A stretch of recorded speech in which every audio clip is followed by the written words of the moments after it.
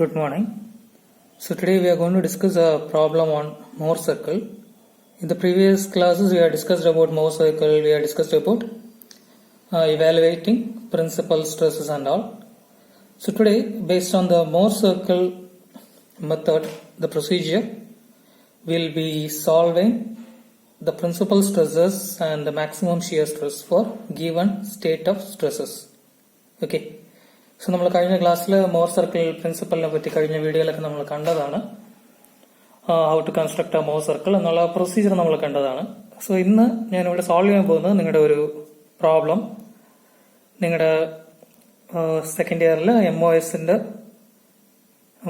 Model question പേപ്പറിൽ തന്നിട്ടുള്ള ഒരു ക്വസ്റ്റ്യൻ ആണ്. ഈ മോഡൽ ക്വസ്റ്റ്യൻ പേപ്പർ നിങ്ങളുടെ സിലബസിലുണ്ട്. അത് തന്നെയുള്ള ഒരു ക്വസ്റ്റ്യൻ ആണ് ഇപ്പോൾ സോൾവ് ചെയ്യാൻ പോകുന്നത്. So first of all I will dictate the problem. അതിനുശേഷം നമ്മൾ ആ പ്രൊസീജിയർ ബൈ സ്റ്റെപ്പ് പ്രൊസീജിയർ നമുക്ക് ഫോളോ ചെയ്യാം. Okay.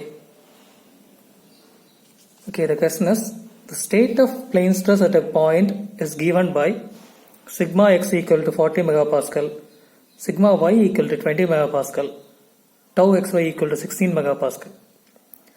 Using Mohr circle, determine principal stresses and principal planes, maximum shear stress and their corresponding planes. ഇപ്പോൾ ഒരു എന്ത് തന്നിരിക്കുന്നതെന്ന് വെച്ചാൽ sigma x sigma y tau x y plane stress loading condition അവർ തന്നിട്ടുണ്ട്. അതിന്റെ sigma x sigma y tau x y എന്നുള്ള stress കോമ്പോണൻസും തന്നിട്ടുണ്ട്. So state of stresses are given here. So from the state of stress you have to evaluate the principal stresses and maximum shear stress. നമുക്ക് ആദ്യം അതിന്റെ plain stress diagram ഒന്ന് വരച്ച് നോക്കാം. നമുക്ക് റെക്ടാങ്കുലർ കോമ്പോണൻസ് ആയിട്ട്. സോ നമുക്ക് തന്നിട്ടുള്ളത് at A point in A particular component, ഏതോ ഒരു ഓബ്ജക്റ്റിന്റെ ഒരു പർട്ടിക്കുലർ പോയിന്റിൽ ഈ മൂന്ന് സ്ട്രെസ്സും ആക്ട് ആകുന്നു എന്നാണ് അവർ പറയുന്നത്. മൂന്ന് സ്ട്രെസ്സസ് എന്ന് വെച്ചാൽ നമ്മുടെ sigma x sigma y and tau x y ഈ മൂന്ന് സ്ട്രെസ്സും ആക്ട് ആകുന്നു എന്ന് പറയുന്നു. If that is the case, you are asked to evaluate the planes on which the principal stresses acts. Principal planes എന്നാണ് അതിന്റെ പേര്. അപ്പോൾ പ്രിൻസിപ്പൽ പ്ലെയിൻസ് എന്ന് വെച്ചാൽ നമുക്ക് എന്താണെന്ന് അറിയാം. ഏതോ ഒരു ആംഗിളിൽ, സോ ഇവിടെ നിന്ന് നമ്മൾ നോക്കുമ്പോൾ ഏതോ ഒരു പെർട്ടിക്കുലർ ആംഗിളിൽ തീറ്റ എന്ന് പറയുന്ന ഏതോ ഒരു പെർട്ടിക്കുലർ ആംഗിളിൽ നമുക്ക് കിട്ടാവുന്ന ഒരു പ്ലെയിൻ ആയിരിക്കും ആ പ്രിൻസിപ്പൽ പ്ലെയിൻ. സച്ച് ദാറ്റ് ഒരുപാട് പ്ലെയിൻസ് ഇങ്ങനെ പോകും, ഒരുപാട് പ്ലെയിൻസ് നമുക്കിവിടെ ഉണ്ടാവാം. So theta 1 likewise different planes will be there. അങ്ങനെ വരുമ്പോൾ നമുക്ക് ഏതോ ഒരു പ്ലെയിനിൽ നോർമൽ സ്ട്രെസ് മാത്രമേ കാണൂ. ഷിയർ സ്ട്രെസ് ഏതോ ഒന്നോ രണ്ടോ പ്ലെയിൻസിൽ നമുക്ക് നോർമൽ സ്ട്രെസ് മാത്രമേ കാണൂ, എന്ത് കാണില്ല. Shear stress will be equal to 0. മറ്റു ചില പ്ലെയിൻസിൽ രണ്ടും കാണും, നോർമലും കാണും ഷിയറും കാണും. സോ നമ്മൾ അങ്ങനത്തെ ഒരു കൺസ്ട്രക്ഷൻ മെത്തേഡ് യൂസ് ചെയ്ത് we can evaluate the particular principal stresses. അപ്പൊ പ്രിൻസിപ്പൽ പ്ലെയിൻ എന്ന് വെച്ചാൽ അവിടെ ഷിയർ സ്ട്രെസ് ഉണ്ടാവില്ല, നോർമൽ സ്ട്രെസ് മാത്രമേ ഉണ്ടാകത്തുള്ളൂ. സോ അങ്ങനെ പ്രിൻസിപ്പൽ സ്ട്രെസ്സസും ബാക്കിയുള്ള ഒരു പെർട്ടിക്കുലർ ആംഗിളിലുള്ള നോർമൽ സ്ട്രെസ്സും ഒക്കെ നമുക്ക് കണ്ടുപിടിക്കണമെങ്കിൽ we can use Mohr circle method. നിങ്ങൾ കഴിഞ്ഞ ക്ലാസ്സസിൽ അനാലിറ്റിക്കൽ മെത്തേഡ് കണ്ടതാണ്. There we have to study a lot of formulas, a lot of equations have to be studied. But here it's a very simple procedure. ഒരു more circle diagram വരച്ചാൽ നമുക്ക് easy ആയിട്ട് ഈ principal stresses ഒക്കെ നമുക്ക് കണ്ടുപിടിക്കാവുന്നതാണ്. Maximum shear സ്ട്രെസ്സും principal സ്ട്രെസ്സും ഒക്കെ നമുക്ക് ഈസി ആയിട്ട് കണ്ടുപിടിക്കാവുന്നതാണ്. ഓക്കെ. സോ ഇതാണ് നമ്മുടെ സ്റ്റേറ്റ് ഓഫ് സ്ട്രെസ് നമുക്ക് തന്നിട്ടുള്ളത്. X component 40 megapascal, y component 20 megapascal and നമ്മുടെ shear stresses 16 megapascal. So megapascal എന്ന് പറഞ്ഞാൽ അതേ യൂണിറ്റ് തന്നെയാണ് ന്യൂട്ടൺ പെർ mm² എന്ന് പറയുന്ന യൂണിറ്റ്. ഓക്കെ, അതാണ് നമുക്ക് തന്നിട്ടുള്ളത്. സോ ഇതിൽ നിന്നും you have to construct the Mohr circle and you have to evaluate the principal stresses. Okay, so അതിലോട്ട് നമുക്ക് കടക്കാം. സോ ഹിയർ നമ്മൾ പ്രിൻസിപ്പൽ സ്ട്രെസ് വരയ്ക്കാൻ വേണ്ടി നമ്മൾ യൂസ് ചെയ്ത സ്കെയില് 2 സെന്റിമീറ്റർ എന്ന സ്കെയിലാണ് നമ്മളിപ്പോൾ യൂസ് ചെയ്തിരിക്കുന്നത്. So 2 centimetre is equal to 10 Newton per mm². So നിങ്ങൾ ബുക്കിലൊക്കെ നോക്കുകയാണെങ്കിൽ 1 സെന്റിമീറ്റർ ആയിരിക്കും അവർ മാക്സിമം എടുത്തിട്ടുള്ളത്. 1 centimetre equal to 10 Newton per mm² എന്ന സ്കെയിലായിരിക്കും അവർ മാക്സിമം എടുത്തിട്ടുള്ളത്. ഞാൻ പക്ഷെ 2 centimetre equal to 10 newton per mm square എന്ന് എടുത്തിരിക്കുകയാണ് ഇവിടെ. കാരണം ഒന്നുമല്ല, നമ്മളിപ്പോൾ 1 സെന്റിമീറ്റർ നിന്ന് എടുത്താൽ 1 centimetre equal to 10 mega pascal or 10 newton per mm square എന്നെടുത്താൽ 40 മെഗാ പാസ്കൽ എത്രയാവും? 4 സെന്റിമീറ്റർ ആവും. അപ്പോൾ അതിന് എന്ത് പറ്റും? അത് ചെറുതായിരിക്കും. 4 സെന്റിമീറ്റർ എന്ന് പറഞ്ഞാൽ അത് തീരെ ചെറുതായിരിക്കും ആ ലൈൻ. അതുകൊണ്ടാണ് 4 സെന്റിമീറ്റർ. അടുത്ത് സിഗ്മ വൈ എന്ന് നോക്കുകയാണെങ്കിൽ 20 മെഗാ പാസ്കൽ ആണ്, അത് 2 സെന്റിമീറ്റർ ആവും. അതേപോലെ തന്നെ ഇത് ടൗ എക്സ് 16 മെഗാ പാസ്കൽ, അത് 1.6 സെന്റിമീറ്റർ, തീരെ ചെറിയൊരു കൺസ്ട്രക്ഷൻ ആയി പോകുന്നത്. അതുകൊണ്ടാണ് ഞാൻ ഇതിനെ 2 സെന്റിമീറ്റർ എന്ന് എടുത്തിട്ടുള്ളത്. നിങ്ങൾ ബുക്കിലൊക്കെ നോക്കുകയാണെങ്കിൽ അവർ 1 സെന്റിമീറ്റർ എന്നായിരിക്കും കൊടുത്തിരിക്കുന്നത്. പക്ഷേ ഇതേപോലത്തെ നിങ്ങൾ ആ വാല്യൂസിനെ നോക്കിയിട്ട് സ്കെയിൽ ഫിക്സ് ചെയ്യുന്നതായിരിക്കും ബെറ്റർ. ഓക്കെ, ഇവിടെ ഞാൻ 2 സെന്റിമീറ്റർ എടുത്തു. എല്ലാം ടെൻസൈൽ സ്ട്രെസ്സസ് ആണ്, അതുകൂടെ ഓർക്കുക. ഈ സ്ട്രെസ്സസ് എല്ലാം തന്നെ ടെൻസൈൽ സ്ട്രെസ്സസ് ആണ്, ഒന്നും തന്നെ കംപ്രസീവ് അല്ല. നിങ്ങൾക്ക് ക്വസ്റ്റ്യനിൽ നോക്കിയാൽ അറിയാം, എല്ലാം അവർ തന്നിട്ടുള്ളതെല്ലാം ടെൻസൈലാണ്. അവരെടുത്തും കംപ്രസീവ് എന്ന് അവർ പറഞ്ഞിട്ടില്ല. സോ ടെൻസൈൽ എന്ന് പറയുമ്പോൾ നിങ്ങളത് ഓർത്തേക്കുക, എല്ലാം പോസിറ്റീവ് വാല്യൂസ് തന്നെയാണ്. ഓക്കെ, സോ ഈ വാല്യൂസ് നോക്കിയിട്ട് നിങ്ങൾക്ക് ആ സ്കെയിൽ ഫിക്സ് ചെയ്യാം. 1 സെന്റിമീറ്റർ ഈക്വൽ ടു 10 എന്ന് കൊടുത്താലും ഓക്കെയാണത്, എളുപ്പമാണത്, അത്ര വലിയ പാടൊന്നുള്ള കാര്യമൊന്നുമല്ല. സോ നമുക്ക് ഇതിന്റെ കൺസ്ട്രക്ഷൻ അങ്ങ് തുടങ്ങാം.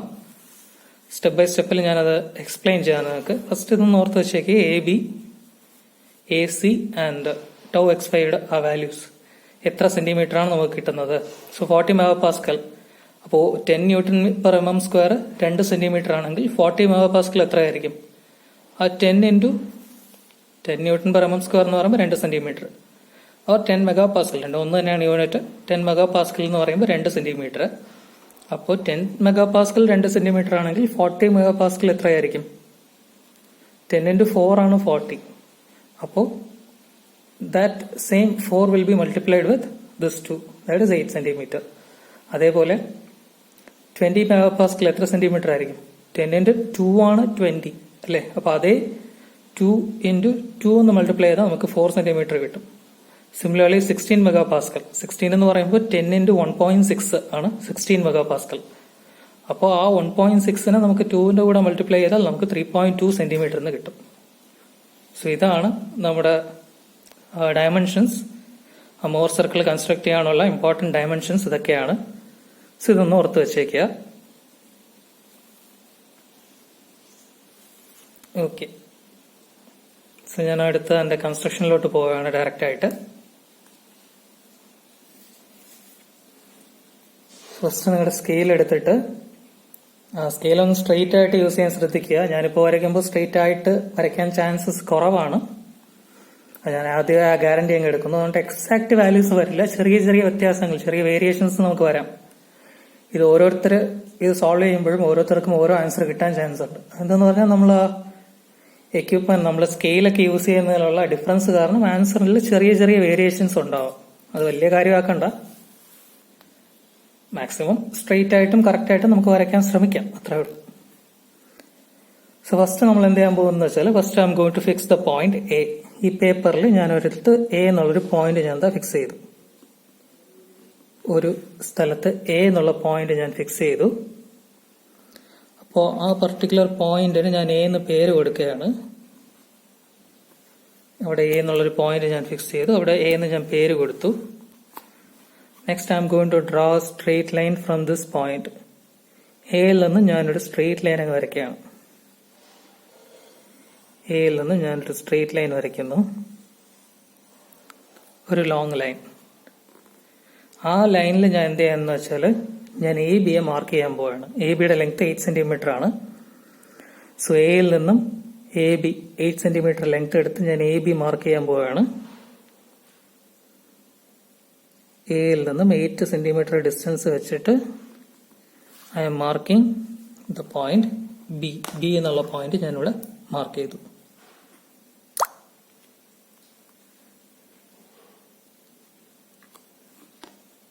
അടുത്ത് എന്ത് ചെയ്യാന്ന് വെച്ചാൽ,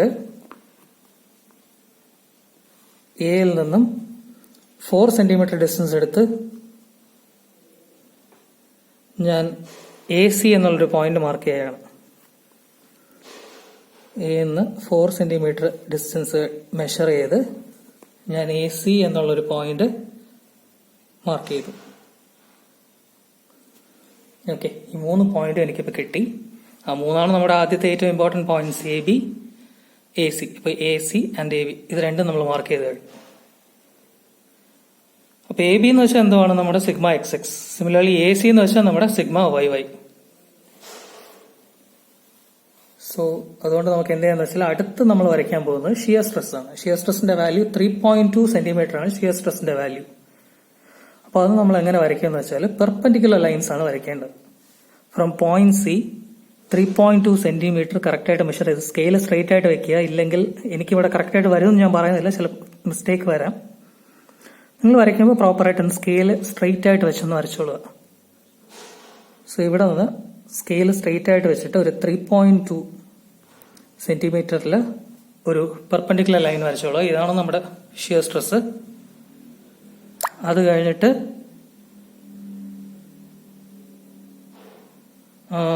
ഇവിടെ നിന്നും സിമിലർലി 3.2 സെന്റിമീറ്ററിൽ ആ ഷിയർ സ്ട്രെസിന്റെ ബിയിൽ നിന്നും എയിൽ നിന്നും 2 പെർപെൻഡിക്കുലർ ലൈൻസ് നമുക്ക് വരയ്ക്കാം. അപ്പൊ ആ 2 ലൈനിനും നമുക്ക് പോയിന്റിന് പേര് കൊടുക്കാം. ഇവിടെ സി നിന്ന് വരച്ചതിന് നമ്മൾ എഫ് എന്ന് കൊടുക്കാം. സി എന്ന് വരച്ചതിന് നമുക്ക് എഫ് എന്ന് കൊടുക്കാം. ബി എന്ന് വരച്ചതിന് നമുക്ക് ജി എന്ന് കൊടുക്കാം. ഈ പേരൊന്നും വലിയ കാര്യമില്ല, എന്നാലും ഞാനിവിടെ എഴുതിയിരിക്കുന്ന പോലെ തന്നെ നമുക്ക് ആ പേരങ്ങ് കൊടുക്കാം. ഓക്കെ, നെക്സ്റ്റ് അടുത്ത സ്റ്റെപ്പിൽ എന്ത് ചെയ്യാന്ന് വെച്ചാൽ you to join F and G. ഈ എഫും ജിയും അങ്ങ് ജോയിൻ ചെയ്യുക. Join F and G. അങ്ങനെ ജോയിൻ ചെയ്യുമ്പോൾ ഈ ലൈൻ നമ്മുടെ ഹൊറിസോണ്ടൽ ലൈനുമായിട്ട് ഇന്റർസെക്ട് ചെയ്യും. നമ്മുടെ എ എന്ന് വരച്ച ഈ ഹൊറിസോണ്ടൽ ലൈനുമായിട്ട് ഒരു പോയിന്റിൽ ഇന്റർസെക്ട് ചെയ്യും. ആ പോയിന്റ് നമുക്ക് O എന്ന് കൊടുക്കാം. ഈ O ആണ് നമ്മുടെ മോർ സർക്കിളിന്റെ സെന്റർ പോയിന്റ്. ഈ O ആണ് നമ്മുടെ മോർ സർക്കിളിന്റെ സെന്റർ പോയിന്റ്. അതേപോലെ ഈ OF ആണ് നമ്മുടെ മോർ സർക്കിൾ. OF അല്ലെങ്കിൽ OG ആണ് നമ്മുടെ മോർ സർക്കിളിന്റെ റേഡിയസ്. സോ കറക്റ്റായിട്ട് വരച്ചാൽ രണ്ടും നമ്മുടെ സർക്കിൾ 2 പോയിന്റ് വഴിയും കറക്റ്റായിട്ട് പാസ്സായി പോകണം. ഞാൻ ആദ്യം ഒരു ഗ്യാരണ്ടി എടുക്കുകയാണ്. ഞാൻ വരയ്ക്കുമ്പോൾ അത് പാസ്സാവണമെന്നില്ല. ചെറിയ മിസ്റ്റേക്സ് ഉണ്ടെങ്കിൽ, നമ്മൾ സ്കെയില് പിടിക്കുന്നതിലൊക്കെ ചെറിയ മിസ്റ്റേക്സ് ഉണ്ടെങ്കിൽ അത് അങ്ങനെ കറക്റ്റായിട്ട് പോകണമെന്നില്ല. ഓക്കെ, വലിയ കുഴപ്പമില്ലാതെ പോയിട്ടുണ്ട് ജി വഴി. സോ നമ്മളങ്ങനെ വരച്ചാൽ മതി. നമ്മൾ ആ സർക്കിൾ അങ്ങ് വരയ്ക്കുക.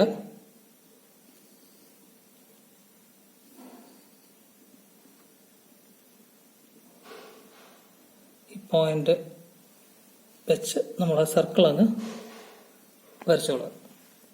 ഓക്കെ, ഇപ്പോ നമുക്ക് 2 പോയിന്റ്സും കൂടെ കിട്ടും. ഈ പോയിന്റിന്റെ പേര് C1, ഈ പോയിന്റിന്റെ പേര് B1 എന്ന് നമുക്ക് കൊടുക്കാം.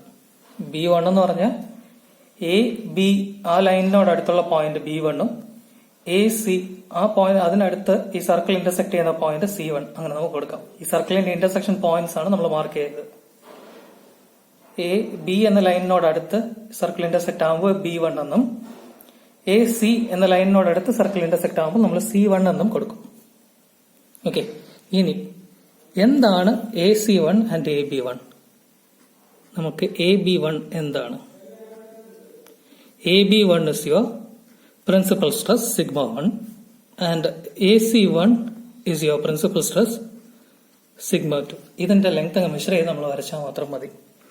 ഇനി നമുക്ക് ഒരു കാര്യം കൂടെ ഉണ്ട്, maximum shear stress. So maximum shear stress എന്ന് വെച്ചാൽ എപ്പോഴും എന്താണ് നമ്മുടെ മാക്സിമം ഷിയർ സ്ട്രെസ്? നമ്മളൊരു നേരത്തെ പഠിച്ച കാര്യമാണത്. That is equal to the radius of Mohr circle.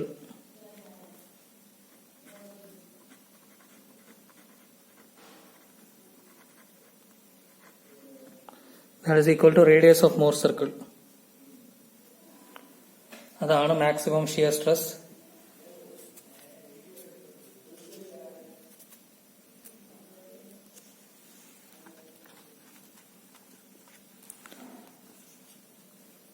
അപ്പോൾ അതെന്തായിരിക്കും? That is equal to OF ആണ് നമ്മൾ സാധാരണ റേഡിയസ് എന്ന് പറഞ്ഞാൽ OF അല്ലേ നമ്മുടെ റേഡിയസ്. പക്ഷെ ഇതിൽ മാർക്ക് ചെയ്യുമ്പോൾ ജസ്റ്റ് കോമൺ ആയിട്ട് കണ്ടുവരുന്ന ഒരു പ്രാക്ടീസ് എന്ന് വെച്ചാൽ നമുക്ക് ഈ റേഡിയസിനെ കറക്റ്റ് വെർട്ടിക്കലായിട്ട് മാർക്ക് ചെയ്യുന്നതാണ് നമ്മൾ നോർമലായിട്ട് കണ്ടുവരുന്ന പ്രൊസീജിയർ. ഇവിടെ സ്ട്രേറ്റ് ലൈൻ വരച്ചിട്ട് ഇവിടെ H എന്ന് കൊടുത്തിട്ട്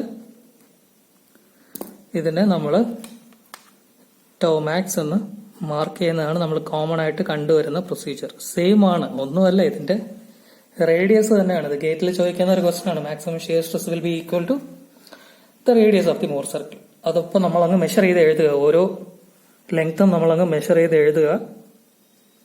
ഫസ്റ്റ് നമുക്ക് മെഷർ ചെയ്യുന്നതിന് മുമ്പേ ഓരോന്നായിട്ട് നമുക്കൊന്ന് മാർക്ക് ചെയ്യാം. ആ ഡയമെൻഷൻസ് ഓരോന്നായിട്ട് ചുമ്മാ നമുക്കൊന്ന് മാർക്ക് ചെയ്യാം. ഫസ്റ്റ് നമുക്ക് എ ബി മാർക്ക് ചെയ്യാം. എയും നമ്മുടെ ബിയും അല്ലെങ്കിൽ B1 എന്ന് തുടങ്ങാം. എയും B1 നമുക്കൊന്ന് മാർക്ക് ചെയ്യാം. എയും B1, എക്കും B1 നടുക്കുള്ള ഈ ഡിസ്റ്റൻസ് ആണ് എന്താണ് AB1 എന്ന് വെച്ചാൽ നമ്മുടെ σ1 ആണ്. AB1 എന്ന് വെച്ചാൽ നമ്മുടെ σ1, AB എന്ന് വെച്ചാൽ നമ്മുടെ AB എന്ന് വെച്ചാൽ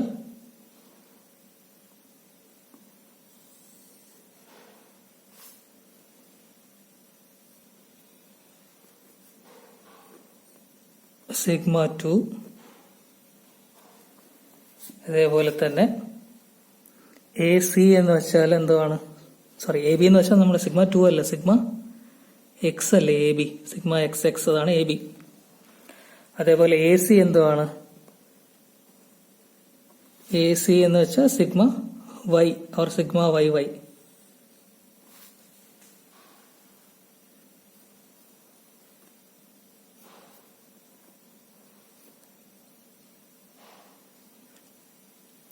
അതേപോലെ തന്നെ നമ്മുടെ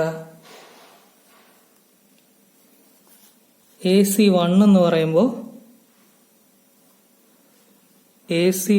പറയുമ്പോൾ that's our σ2.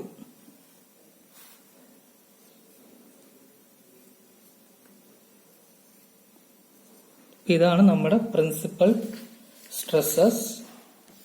നമ്മുടെ പ്രിൻസിപ്പൽ സ്ട്രെസ്സസ് എന്താണെന്ന് വെച്ചാൽ AB1 is our σ1 and AB2 is our σ2.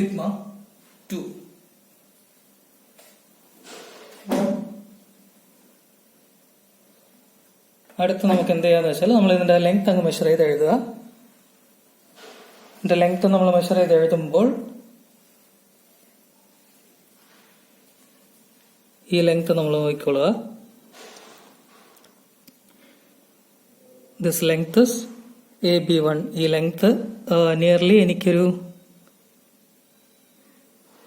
10 centimetre ആണ് കിട്ടുന്നത്. σ1 ഒരു 10 സെന്റിമീറ്റർ കിട്ടി. സോ ഇപ്പൊ 10 സെന്റിമീറ്റർ എന്ന് പറയുമ്പോൾ എത്ര മെഗാ പാസ്കൽ ആണത്? 2 സെന്റിമീറ്റർ 10 മെഗാ പാസ്കൽ. അപ്പൊ 10 സെന്റിമീറ്റർ എന്ന് പറഞ്ഞാൽ ഇൻറ്റു 5, 2 ഇൻറ്റു 5 അല്ലേ 10. അപ്പൊ 10 ഇൻറ്റു 5 എത്രയാണ്? 50. സോ 50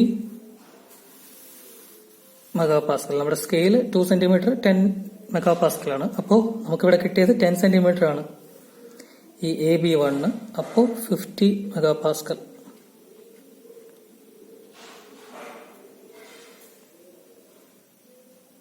അടുത്ത് നമ്മൾ നോക്കുകയാണെങ്കിൽ σ2 എന്ന് പറഞ്ഞാൽ ഈ ഡിസ്റ്റൻസ് ആണ് AC1. ആ ഡിസ്റ്റൻസ് ഒന്ന് മെഷർ ചെയ്യുകയാണെങ്കിൽ നമുക്ക് എത്ര കിട്ടുമെന്ന് വെച്ചാൽ നിയർലി ഒരു 2 സെന്റിമീറ്റർ ആണ് നമുക്ക് കിട്ടിയത്. നിങ്ങളുടെ ആൻസറിൽ ചെറിയ വേരിയേഷൻസ് ഉണ്ടാവാം. So don't bother about that. അപ്പോൾ ഈ 2 സെന്റിമീറ്റർ എന്ന് പറയുമ്പോൾ എത്രയാണ്? 10 Nm² ഓർ 10 മെഗാ പാസ്കൽ ആണ് നമുക്ക് കിട്ടിയത്. Similarly shear stress, maximum shear സ്ട്രെസിന്റെ വാല്യൂ അതൊന്ന് മെഷർ ചെയ്ത് that's equal to radius of the Mohr circle. That is nearly 3. നമ്മൾ മെഷർ ചെയ്താൽ 3.8 സെന്റിമീറ്റർ എന്നാണ് കിട്ടുന്നത്. 3.8 centimetre that is 2 centimetre 10 mega Pascal ആണ്. അപ്പോൾ 2 ഇൻറ്റു എത്രയാണ്? 3.8. 2 ഇൻറ്റു 1.9 ആണ് നമ്മുടെ 3.8.